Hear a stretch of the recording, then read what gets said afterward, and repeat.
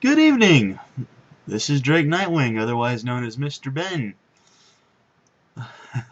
Let's try this one last time. Let's play Felix the Cat!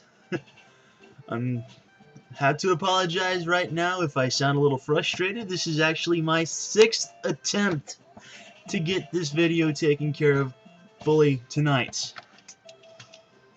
I had totally meant to put up another Let's Play like a million freaking years ago, but things came up, life got in the way, and the Let's Play that I did want to do, I never actually got to work right to begin with. And in fact, I'm actually having a lot of problems with this one. Like I said, this was my 6th attempt, and I'm hoping that I'll have no problems whatsoever with getting this one recorded. In any case, this is Felix the Cat, or at least the game is based off of Felix the Cat. It's based off the adventures of him. Felix is a cartoon character who had his origins in the early 1910s and was rather popular through the 1920s. He had a cartoon series that received a revival in 1950s, or in the 1950s, and even had his own movie from 1991 or 1992. It was completed in 1988, but didn't actually see the light of day for about 3 years since it was completed. He did also receive a small revival back in 1995, but that's really enough about the cartoons. And getting back to the game, the game isn't exactly all that very hard. I mean, it's not that very easy. I mean, it's a Nintendo game. What do you expect? I mean, it's rather difficult in parts, but it's not really all that hard, to be honest with you. It's fairly standard. I mean, you got your jump button, you got your attack button, you got your start button, and that's basically about it. The story really isn't anything to write home about. I mean, your girlfriend gets kidnapped, she's being held for ransom. That's pretty much about to say the storyline. Not much to talk about there. Oh, what else? What else?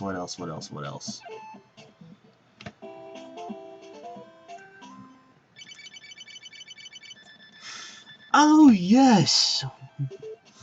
I completely forgot. I'm sorry, it's just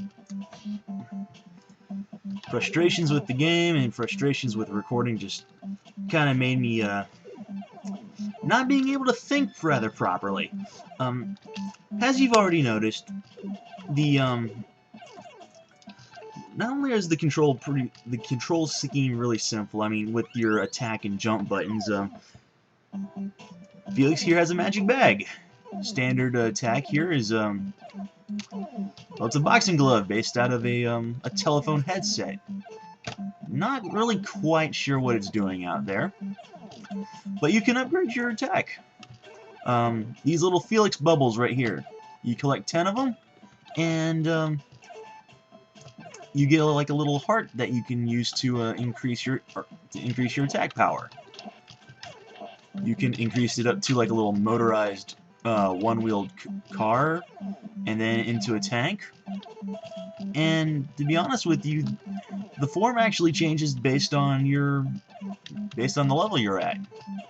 Now, if you get hit, then you'll get back down to the next highest level.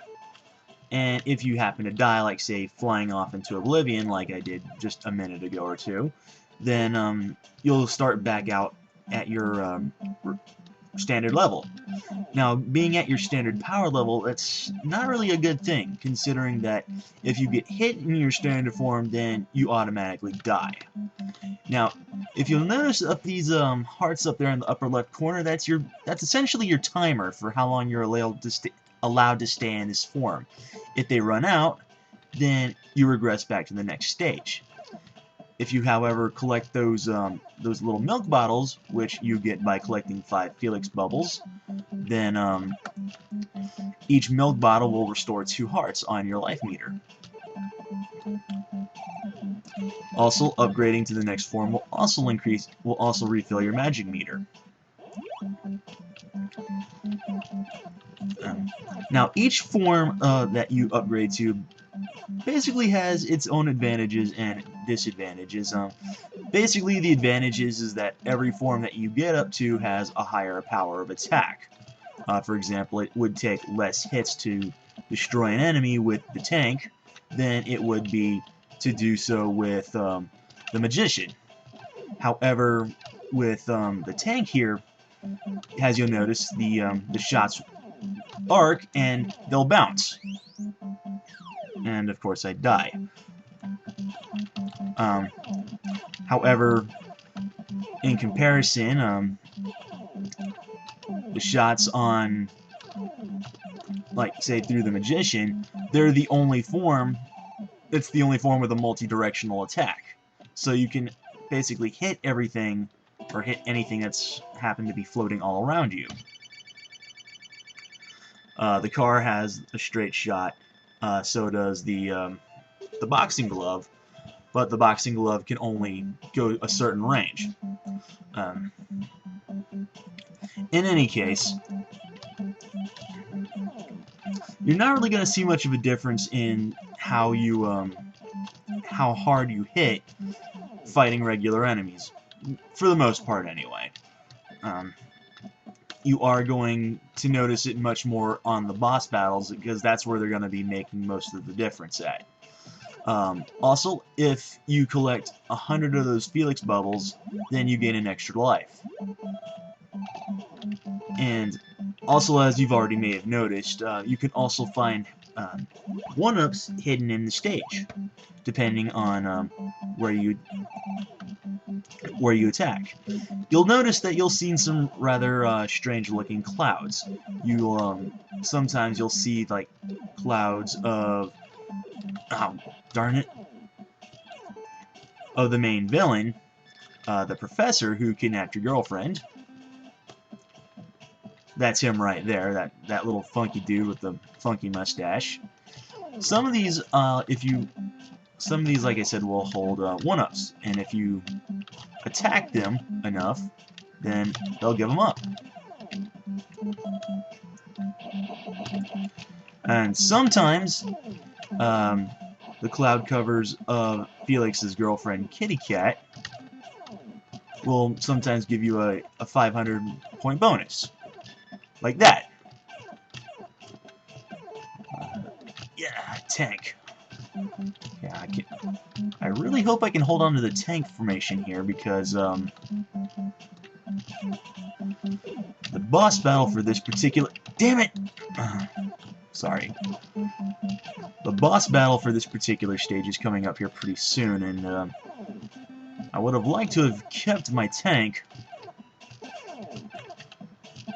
Well, I might be able to still get it.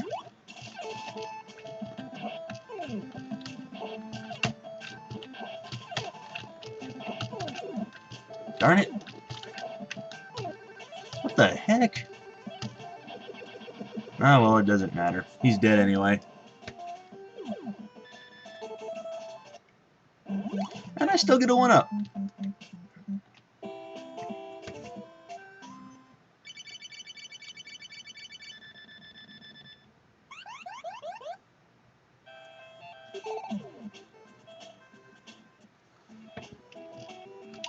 Okay, I think what I'm going to go ahead and do here is I'm just going to go ahead and stop it right here for now.